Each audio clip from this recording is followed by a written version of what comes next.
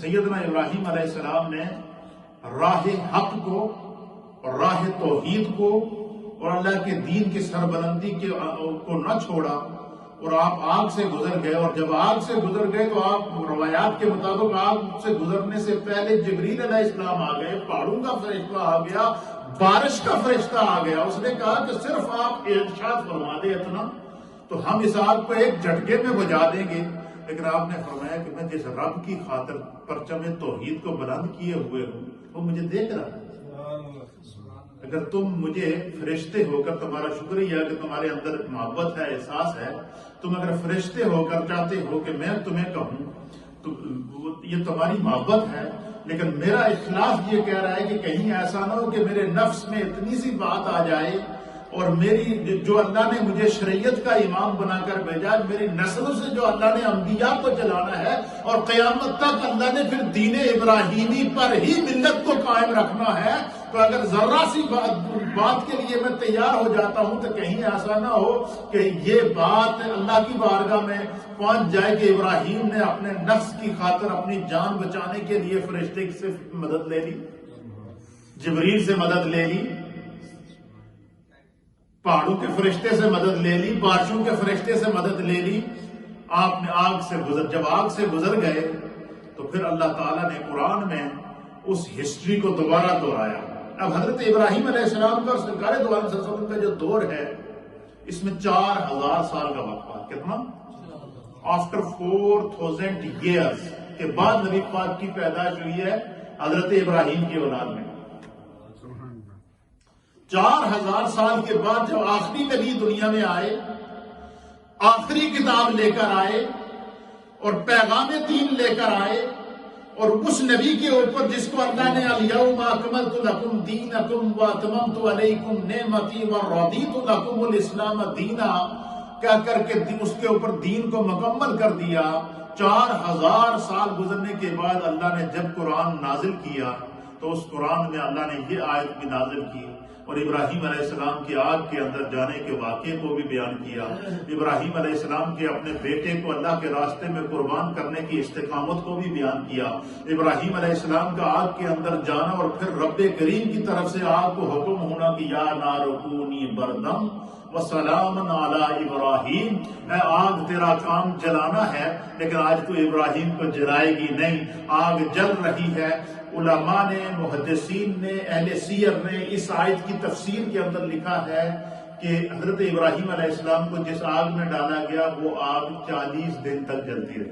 کتنے دن تک؟ 40 دن تک آپ آگ کے اندر رہے. آگ جل رہی ہے بظاہر، اور آگ کے باہر جتنے بھی نمرودی ہیں ان کو آگ کی تپش پہنچ رہی ہے اور وہ اس تپش کی وجہ سے اس آگ کے قریب نہیں جا رہے. لیکن ابراہیم علیہ السلام پر وہ آگ اس طرح گلزار تھی کہ فرشتے بھی آ رہے ہیں، اور فرشتے ایک روایت کے مطابق وہ منظر دیکھ کر فرشتوں نے اللہ کی بارگاہ میں فریاد کی کہ اللہ ہمیں ایکسس دے دے اللہ کہ ہم جا کر اس آگ کے اندر ابراہیم کا دیدار کر لیں. فرشتے قطار در قطار آ کر سیدنا ابراہیم علیہ السلام کا دیدار کرتے رہے. پھر حضرت ابراہیم علیہ السلام کو جو ہے وہ 40 دن آگ گلزار ہو گئی. پھر اللہ تعالیٰ نے آپ کو وہاں سے برات عطا فرمائی. پھر موقع آ گیا بیٹے کی گردن پہ چھری چلانے کا. اللہ منظر دیکھیں نا ذرا، کہنا تو آسان ہے، قرآن اس منظر کو بیان کرتا ہے. اب چھری کی دھار کو بھی قرآن بیان کرتا ہے، چھری کی تیزی کو بھی قرآن بیان کرتا ہے کہ ابراہیم علیہ السلام نے 1 دفعہ نہیں، 2 دفعہ نہیں، 3 دفعہ حضرت اسماعیل علیہ السلام کے گلے پہ چھری چلائی. لیکن اللہ نے چھری کی طرف وہی کی. اللہ نے چھری کو حکم دیا تیرا کام کاٹنا ہے، لیکن آج تو کاٹے گی نہیں ہے. اسماعیل کے گلے پر تو آج اس طرح موم ہو جائے گی کہ آج جو ہے وہ ابراہیم کے گلے کے لیے آج تو ریشم ہے. کیا ہے؟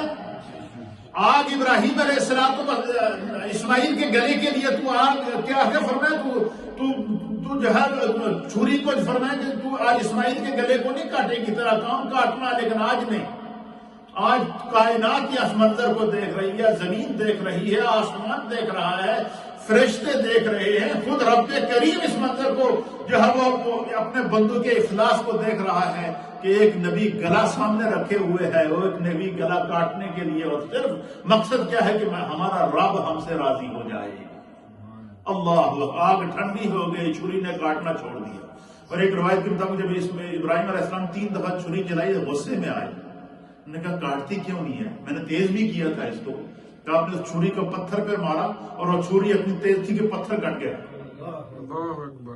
پتھر کٹ گیا، لیکن ریشم جیسا گلا حضرت اسماعیل علیہ السلام کا نہ کٹا، کیوں؟ تسلیم رضا تھی۔ اچھا، اب اسماعیل علیہ السلام کی اولاد میں سے ہیں کون؟ سیدنا سرکار دو عالم صلی اللہ علیہ وسلم آخری نبی، اور سرکار کی اولاد میں سے ہے امام علی مقام۔ اب دین پر آزمائش آ گئی، دین پر آزمائش، جو امام علی مقام کی قربانی ہے اس کو سمجھنے کی ضرورت ہے کہ دین پر آزمائش آ گئی اور سلسلہ نبوت بھی ختم ہو گیا، حضور آخری نبی ہیں، اب اس کے بعد کوئی نیا دین آنا نہیں، اس کے بعد کسی نئے دین نے نہیں آنا، نئی کتاب نے نہیں آنا، نئے اصول نے نہیں آنا ہے، اصول